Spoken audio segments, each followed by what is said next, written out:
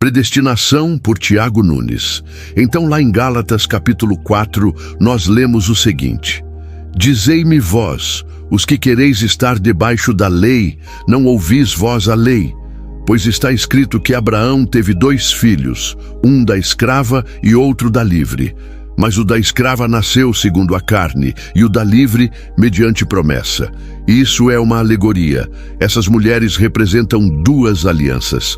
Uma procede do Monte Sinai, que gera filhos para a escravidão. Essa é Agar. Ora, Agar corresponde ao Monte Sinai, na Arábia, e corresponde a Jerusalém atual, que está em escravidão com seus filhos. Mas a Jerusalém do alto é livre, e essa é nossa mãe. Pois está escrito: Alegra-te, estéril, que não dás à luz, exulta e clama, tu que não estás de parto, porque muitos são os filhos da desolada, mais do que os da que tem marido. Assim, irmãos, somos filhos da promessa, como Isaque, mas como outrora o que nasceu segundo a carne perseguia o que nasceu segundo o Espírito, assim também é agora. Contudo, o que diz a Escritura?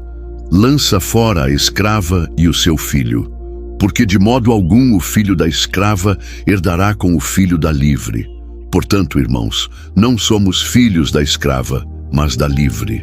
Deixa o Espírito de Deus ministrar ao nosso coração. O que Paulo está dizendo aqui é de uma gravidade espiritual incalculável. Ele está revelando uma batalha silenciosa que acontece dentro de nós todos os dias. A tensão entre viver pela carne e viver pela promessa. Entre viver na dependência de métodos, estruturas e dogmas ou viver na liberdade do Espírito. Paulo não está apenas escrevendo sobre 2 mulheres do passado, ele está falando de 2 mentalidades que ainda disputam o governo da nossa alma. A mentalidade da escravidão, que se apoia em desempenho, aparência, controle e autossuficiência, e a mentalidade da liberdade, que descansa na graça, confia na promessa e se move pela fé. Muitos querem servir a Deus, mas ainda vivem como filhos da escrava. Querem herdar o reino, mas insistem em depender da força humana. Desejam experimentar o sobrenatural, mas permanecem presos a ritos e costumes, a liturgias que não transformam o coração. O apóstolo está nos lembrando que o cristianismo não é uma mudança de comportamento, é uma mudança de natureza. Não é uma melhora da carne, é a crucificação dela. Não é o homem tentando ser bom, é Cristo vivendo no homem. Muitos confundem conversão com reforma de hábitos. Reformam o exterior, mas o interior continua cativo. Aprendem a linguagem da fé, frequentam os rituais da fé, mas não nasceram do espírito da fé. A verdadeira vida cristã não nasce do esforço humano. Ela nasce do ventre da promessa. Nasce quando a palavra encontra um coração rendido, um coração que crê mesmo sem ver, que espera mesmo sem sentir, que obedece mesmo sem entender. Por isso Paulo diz: nós não somos filhos da escrava, mas da livre. Em outras palavras, não fomos gerados pelo esforço, mas pela graça. O Evangelho não é um caminho de mérito, é um caminho de filiação. Não é sobre o que você faz para chegar até Deus, é sobre o que Deus fez para chegar até você. Abraão teve 2 filhos, um nasceu da força, o outro nasceu da fé. Ismael foi fruto da impaciência, Isaque foi fruto da confiança. E essa é a linha que separa a religiosidade da verdadeira fé. A carne sempre se antecipa, mas o Espírito sempre espera o tempo de Deus. Abraão quis ajudar Deus. E é aí que começamos a entender o cerne da corrupção humana. Tentar produzir na carne aquilo que só o Espírito pode gerar. Quando Deus prometeu um filho, Abraão olhou para si mesmo e viu a impossibilidade. Então pensou: talvez Deus esteja falando de Eliezer, meu servo. Talvez a promessa venha por meio dele. Veja! Ele não duvidou de Deus, apenas interpretou com lógica humana. Abraão estava bem intencionado, mas fora de lugar. Quantas vezes nós também fazemos isso? Queremos cumprir a vontade de Deus, mas segundo a nossa razão. Queremos viver o plano divino, mas segundo o nosso ritmo. E acabamos gerando Ismaéis, frutos do esforço humano, obras que até parecem boas, mas não nasceram do Espírito. O problema é que todo Ismael cresce, ganha forma e depois começa a perseguir Isaque.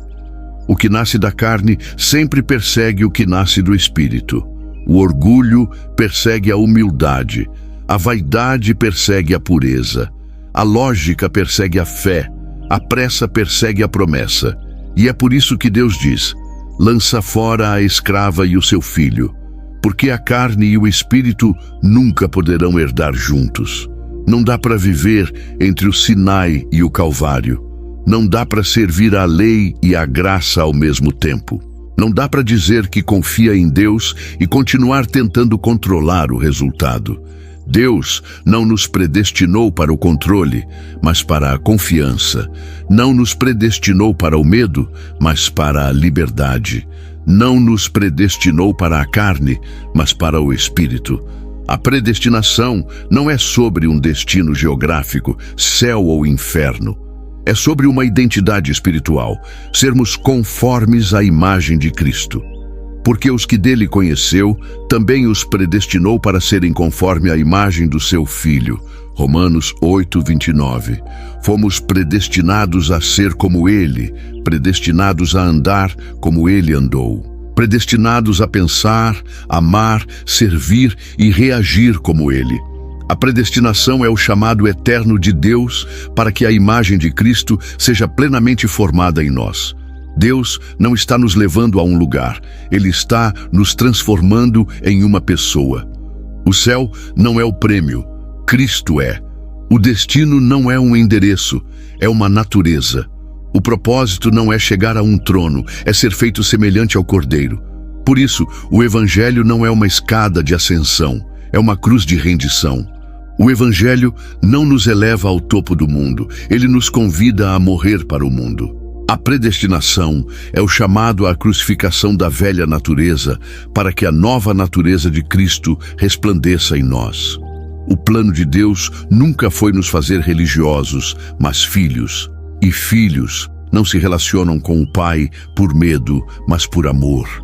Filhos não obedecem para ser aceitos, obedecem porque já foram amados. O filho da escrava vive por obrigação, o filho da livre vive por revelação.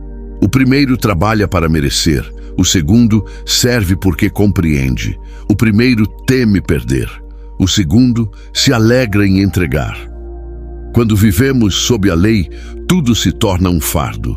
Quando vivemos sob a graça, tudo se torna fruto.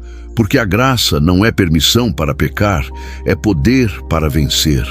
O Espírito Santo não veio para tornar a vida mais leve, ele veio para torná-la santa. E santidade não é ausência de erro, é presença de rendição. Ser santo é dizer sim quando o Espírito chama e não quando a carne insiste. Por isso Paulo fala de uma renovação da mente. Porque o Evangelho não é apenas uma mudança de destino, é uma revolução de pensamento. O mundo nos ensinou que ser grande é dominar. Jesus nos mostrou que ser grande é servir. O mundo nos ensinou que vencer é subir. Jesus nos mostrou que vencer é descer. O mundo nos ensinou que liberdade é fazer o que quiser. Jesus nos mostrou que liberdade é poder dizer não ao que destrói. A mente natural é inimiga de Deus. Ela interpreta o espiritual com a lógica da carne, mas a mente renovada pensa segundo o Espírito. Ela não se guia pelo que sente, mas pelo que crê. E essa é a grande guerra: fé versus sentimento, promessa versus performance, Cristo versus ego. Cada dia, dentro de nós, um Ismael quer governar. Ele quer decidir, ele quer agir, ele quer produzir. Mas o Espírito nos convida a esperar. Esperar é morrer para o controle. Esperar é crer que Deus é suficiente mesmo quando nada acontece. Esperar é a arte de permanecer rendido quando a alma grita por resultados. Abraão precisou aprender isso. Ele precisou entender que o Deus que prometeu é o mesmo Deus que sustenta e que a promessa só se cumpre quando a carne se cala. Por isso, às vezes, Deus demora, não porque esqueceu, mas porque está matando o Ismael dentro de nós. Ele não quer apenas nos dar uma promessa, ele quer nos transformar na pessoa que pode carregá-la. A promessa é um lugar de maturidade. E maturidade é entender que Deus não é o fim da caminhada, é a origem dela. Não caminhamos para alcançá-lo, caminhamos para revelá-lo. O Evangelho não é sobre conquistar algo, é sobre expressar alguém. Nós fomos criados a partir de Deus, não para chegar até Ele. O homem caído tenta alcançar o que já lhe foi dado, tenta ser o que já é. Mas o filho redimido descansa no fato de que já nasceu da promessa. O Espírito Santo veio para nos lembrar quem somos. Ele é o selo da predestinação, o sopro da nova criação dentro de nós. É Ele quem clama, Abba, Pai, quando o medo tenta dominar. É Ele quem testifica que já somos filhos, mesmo quando o mundo ainda nos chama de servos. E é por isso que a santificação não é um peso, é uma alegria, porque cada vez que negamos a carne, um pouco mais de Cristo aparece. Cada vez que perdoamos, um pouco mais de Cristo brilha. Cada vez que resistimos à tentação, um pouco mais de Cristo é formado. A cruz não é uma punição, é uma lapidação. Não é o fim da história, é o início da eternidade dentro de nós.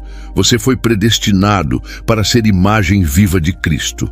Predestinado para amar onde o mundo odeia, perdoar onde o mundo fere, permanecer onde o mundo foge.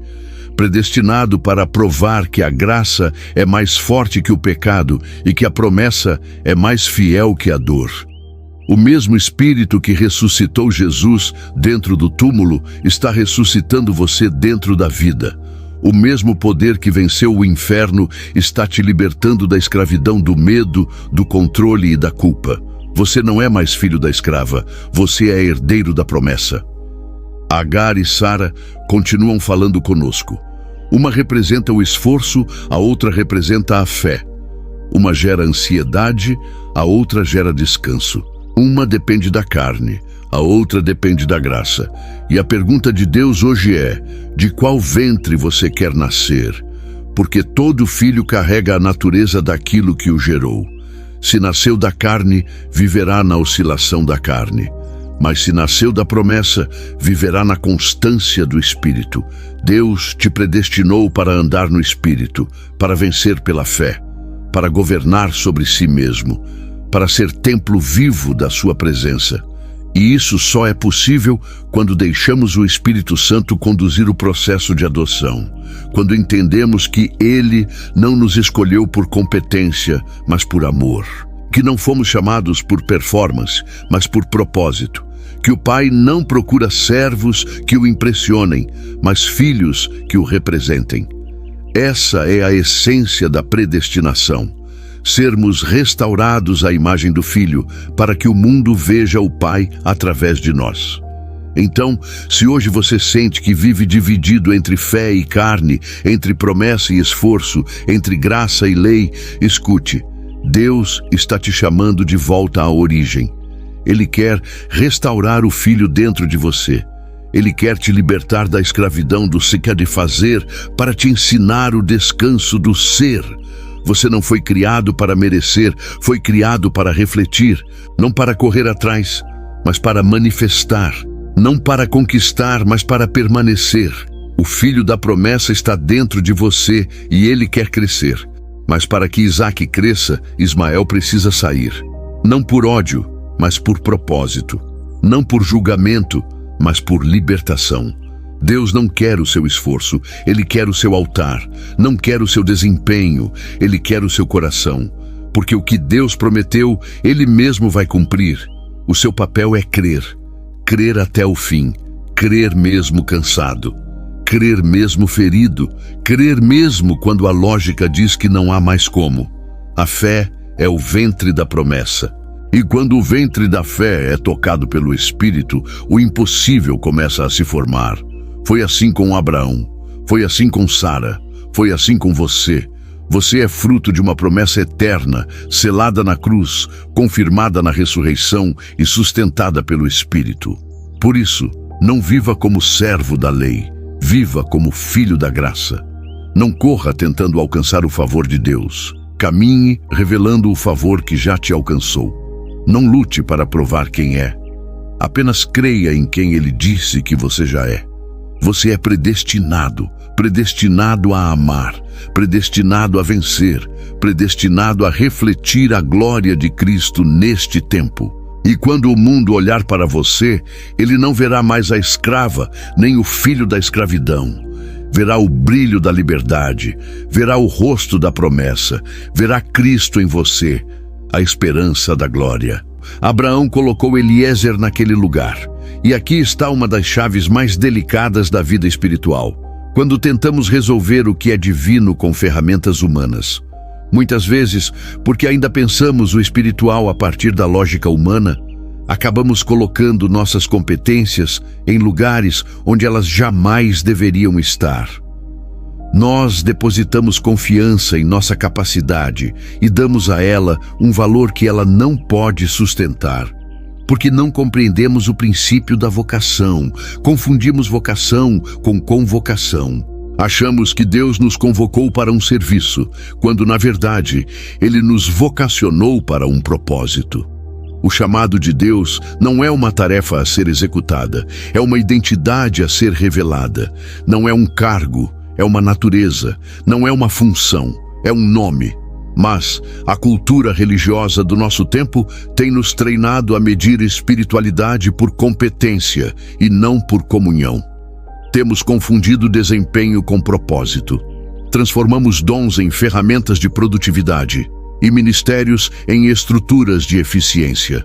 E o resultado é que criamos uma igreja tecnicamente funcional, mas espiritualmente insustentável. É um edifício imenso, mas erguido sobre nenhum fundamento. Tudo se apoia na capacidade humana, e não na dependência do Espírito. Mas o reino não se sustenta por competência, se sustenta por conexão, porque o que sustenta o reino não é a performance dos servos, mas a presença do Pai. O pensamento demoníaco sempre foi o mesmo desde o Éden. No dia em que fizeres, serás. É a teologia do mérito, do desempenho, do faça e conquiste. E foi exatamente isso que contaminou o coração de Abraão. Ele pensou a partir daquilo que não podia e tentou compensar com aquilo que sabia fazer. Tentou substituir a insuficiência da fé pela eficiência da obra. E quando a fé é substituída pela obra, a promessa dá lugar à produtividade. Foi assim que ele colocou alguém competente no lugar do chamado pessoal. Hoje, vemos a mesma distorção dentro da casa de Deus. O que antes era vocação virou terceirização. As pessoas não querem assumir o peso da sua própria obediência, então contratam quem faça por elas. E o que era para ser comunhão, virou contrato. O que era altar, virou palco. O que era serviço de amor, virou prestação de serviço. Assim, igrejas inteiras foram transformadas em empresas religiosas, cheias de excelência, mas vazias de essência, cheias de estrutura, mas sem coração. E isso é trágico, porque a liturgia tomou o lugar da intimidade. E onde não há intimidade, não há revelação. E onde não há revelação, o povo se corrompe. É um ciclo de escravidão disfarçado de sucesso. Um sistema onde quem não alcança o padrão é descartado e quem alcança o padrão é idolatrado. A carne persegue o espírito até dentro da igreja.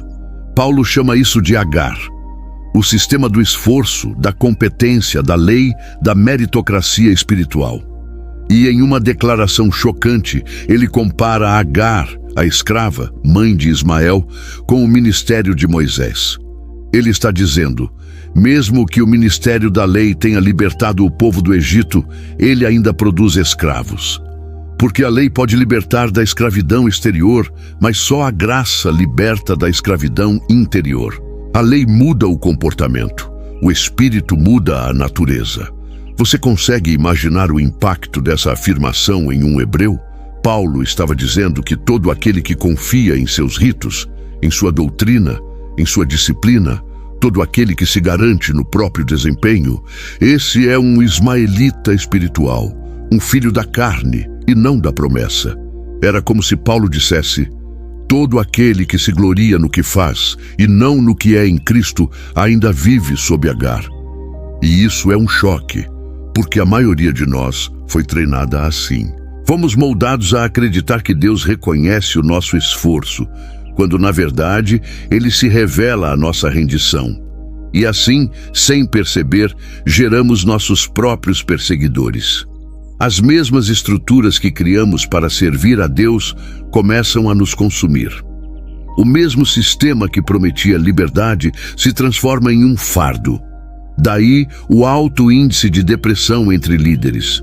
Daí o burnout espiritual, o cansaço disfarçado de zelo, a exaustão mascarada de entrega. Não é falta de amor, é excesso de atividade sem presença. Não é falta de fé, é excesso de método sem comunhão. Construímos ídolos teológicos e chamamos de doutrina. E quanto mais confiamos em nossa forma, menos dependemos da promessa. Mas note, nem Eliezer nem Agar eram maus. Eles apenas estavam fora do lugar. E isso é o ponto. Quando o útil ocupa o lugar do essencial, o essencial morre sufocado.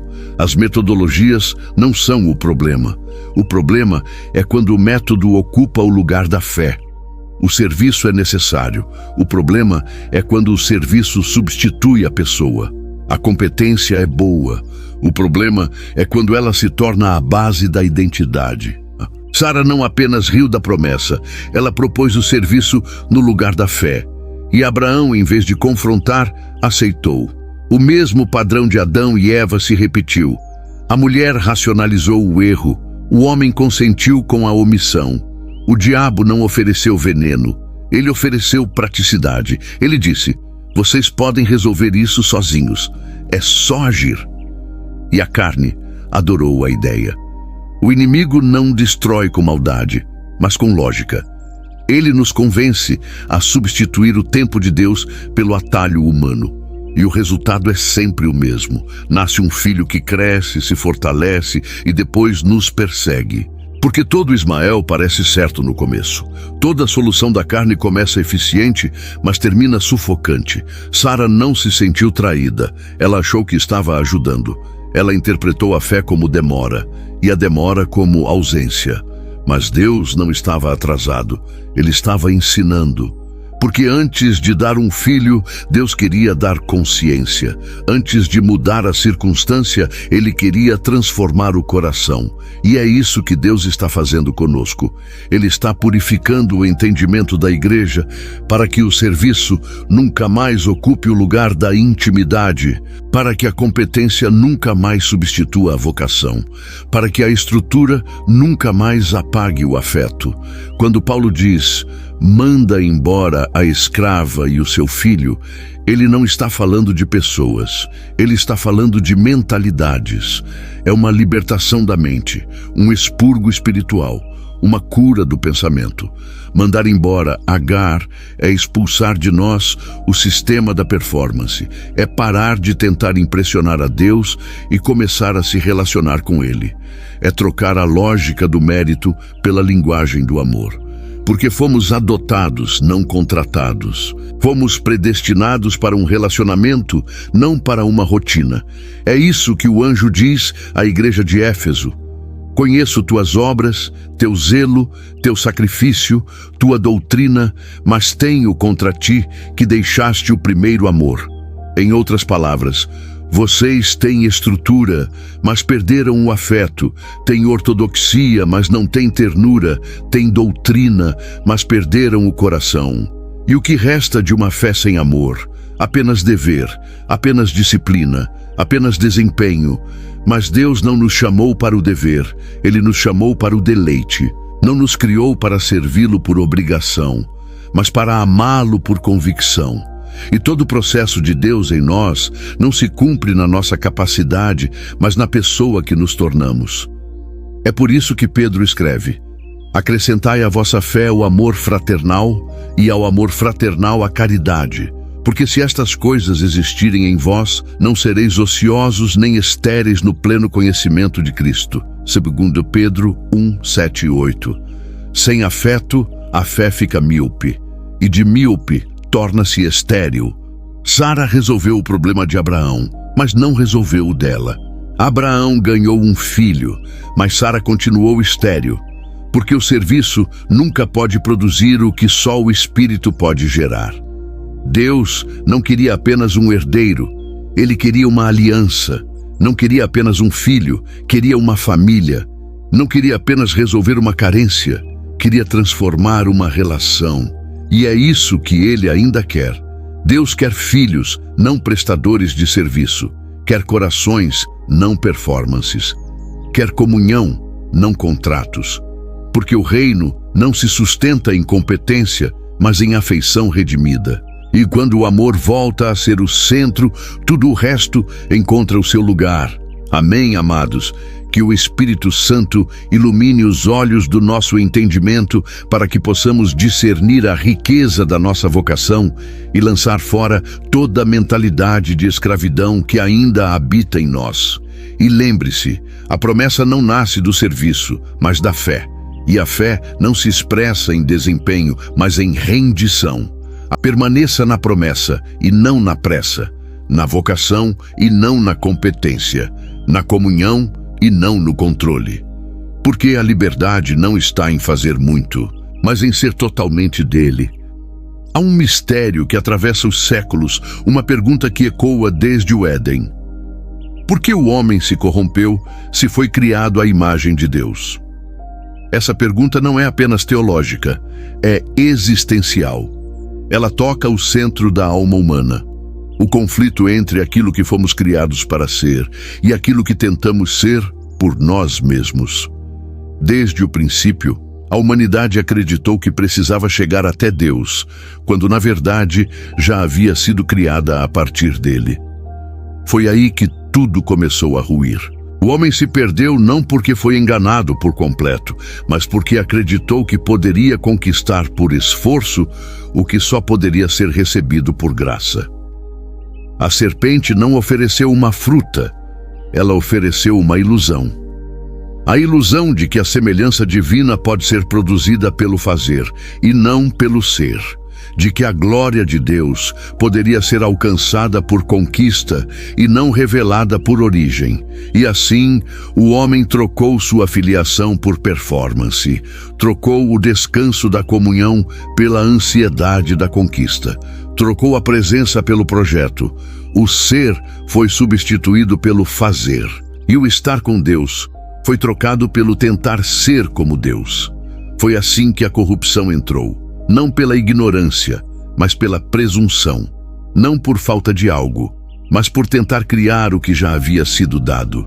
Deus sabe que no dia em que comerdes desse fruto, sereis como Deus. A mentira de Gênesis 3 ecoa até hoje, disfarçada de esforço espiritual, de ativismo religioso, de meritocracia moral.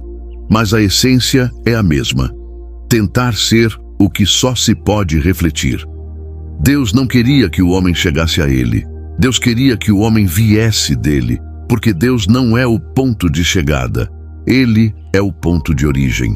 Nós não fomos criados para correr em direção a Deus, mas para viver a partir dele. Por isso, tudo o que fazemos fora da consciência da origem se torna corrupção.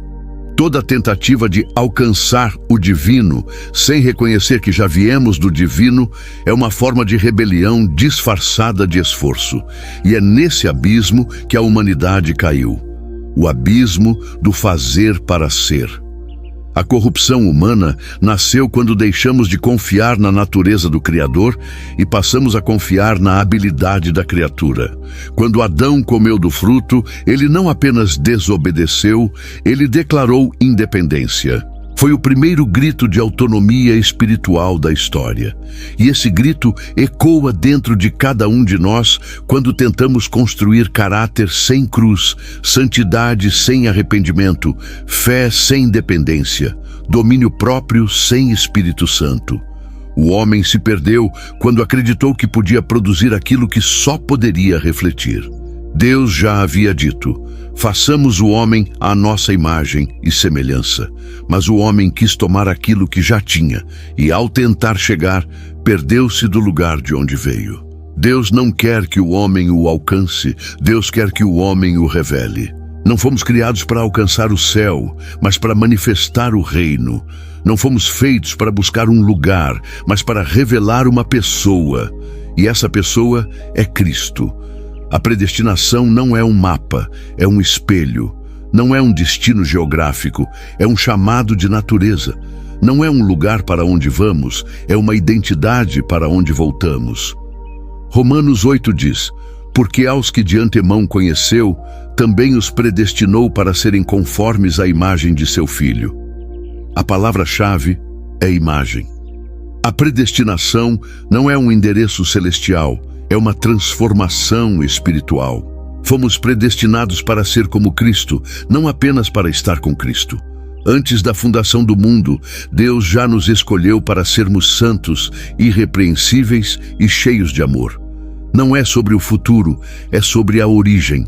Não é sobre o depois, é sobre o desde sempre. Não é sobre o que seremos, é sobre o que fomos criados para refletir. Mas o diabo, sutil como sempre, desvia o foco. Ele não pode roubar a imagem, então tenta distorcer o espelho. Ele sabe que não pode mudar o que Deus disse, mas pode confundir o modo como interpretamos o que Deus disse. Então ele diz: você pode ser como Deus, se fizer, se conquistar, se conseguir. E de repente, o homem entra na corrida da religião, da autojustiça, da comparação. De repente, o evangelho vira desempenho, a fé vira esforço e a graça vira meta. Mas o evangelho não é uma escada para subir, é uma cruz para morrer. Não é sobre alcançar o céu, é sobre deixar o céu nascer em nós. Não é sobre subir, é sobre se render, porque o reino não é conquistado, é recebido. A santificação não é produzida, é revelada. O domínio próprio não é disciplina humana, é fruto do Espírito. A fé não é coragem pessoal, é confiança em quem Deus é. E o arrependimento não é culpa, é retorno à origem.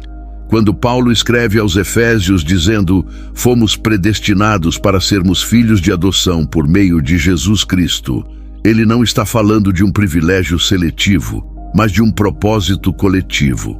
Todo aquele que nasce do Espírito é chamado a refletir o Filho. A predestinação é o plano eterno de Deus de restaurar a sua imagem em nós. Não é sobre ir ao céu, é sobre ser transformado até que o céu se manifeste em nós. Até que todos cheguemos à unidade da fé e ao pleno conhecimento do Filho de Deus, ao estado de homem perfeito. Esse é o alvo. Maturidade. Cristo é o modelo. A cruz é o caminho. O Espírito é o meio. Por isso, a predestinação é um chamado à plenitude. Deus não te chamou para sobreviver espiritualmente, mas para amadurecer espiritualmente. Não te chamou para ser um servo temeroso, mas um filho maduro.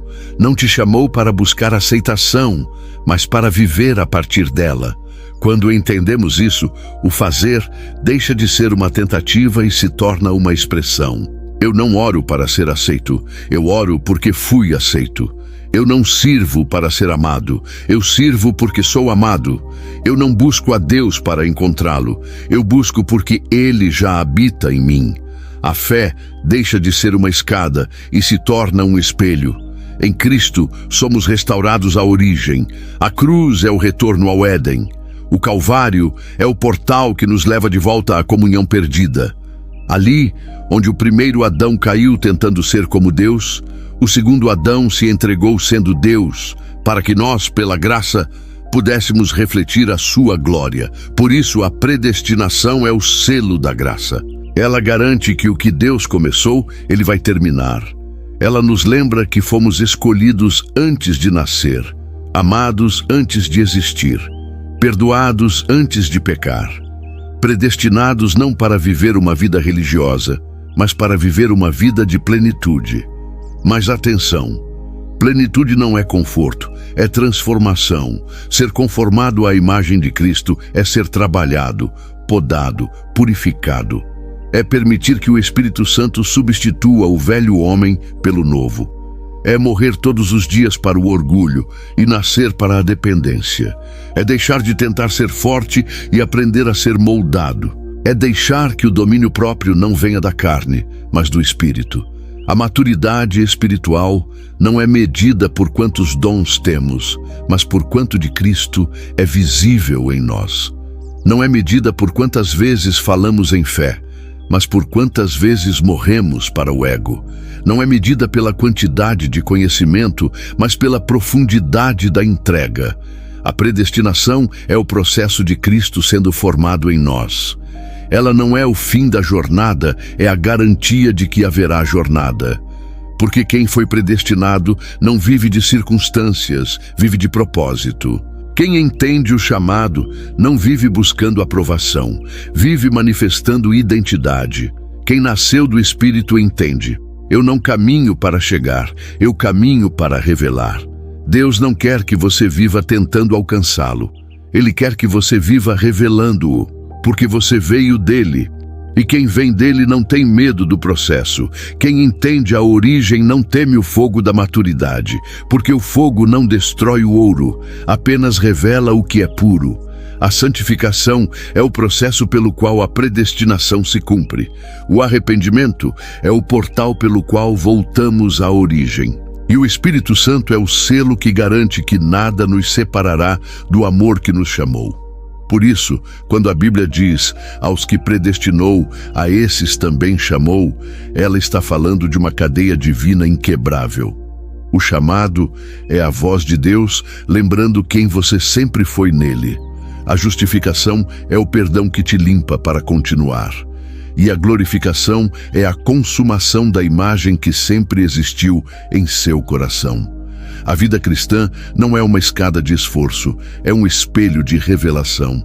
Não é sobre quanto você sobe, mas sobre quanto Cristo desce e habita em você. Não é sobre o quão longe você chegou, mas o quanto você voltou à origem. A cruz é o ponto de retorno, o Espírito é o condutor e Cristo é o destino. Não o lugar, mas a pessoa. Você não é pós-destinado, você é predestinado. Você não é fruto do acaso, você é fruto de um propósito eterno. Não há nada que aconteça fora da soberania de aquele que te escolheu antes da fundação do mundo. Nem erro, nem queda, nem desvio pode apagar o decreto, conforme a imagem do Filho. Predestinação é o lembrete de que a graça não começou em você, começou em Deus. E o que começa em Deus, termina em glória. Por isso, não tema o processo, não tema o tempo, não tema a poda. Você está sendo conformado, você está sendo aperfeiçoado, você está sendo conduzido de glória em glória, até que Cristo seja plenamente visto em você. E quando Cristo for visto em você, o mundo verá o plano de Deus cumprido, porque o propósito da predestinação não é elevar o homem, é exaltar o Filho. Tudo é por Ele, tudo é para Ele, e tudo vem dele. Você foi criado à imagem de Deus. Corrompeu-se tentando ser o que já era, mas foi redimido para voltar a refletir aquilo que sempre esteve em seu DNA espiritual, a semelhança do Cristo eterno. A predestinação não te empurra para o futuro, ela te chama de volta à origem. E a origem é Cristo. Tudo começa e termina nele. Ele é o princípio e o fim, o alfa e o ômega, o modelo e o destino. Você foi predestinado à maturidade. E maturidade é quando a sua vontade se dobra diante da vontade de Deus. É quando o meu querer dá lugar ao seja feita a tua vontade. É quando o Espírito Santo governa o coração e a mente se renova na verdade. Por isso, permita-se ser moldado. Não lute contra o processo que te leva de volta à semelhança. A cruz não é o fim, é o caminho. A santificação não é castigo, é lapidação. E o arrependimento não é humilhação, é retorno à origem. Você foi predestinado não para ser perfeito de forma humana, mas para refletir a perfeição de Cristo. Foi predestinado não para buscar glória própria, mas para carregar a glória dele. Foi predestinado não para viver de esforços, mas para viver de graça. E quando você entender isso, toda a ansiedade do chegar vai embora. Porque o Evangelho não é sobre chegar, é sobre reconhecer de onde você veio. Você foi feito a partir de Deus. Você é chamado para Deus e você vive por meio de Deus. Essa é a boa notícia. Aquele que começou a boa obra vai completá-la até o dia de Cristo Jesus. Porque você não foi criado para se perder, foi predestinado para amadurecer. E a maturidade é o céu manifestado na terra, é Cristo formado em você. Se este texto tocou o seu coração, compartilhe, comente o que você sentiu e siga o canal Tiago Nunes para continuar mergulhando em revelações profundas da palavra.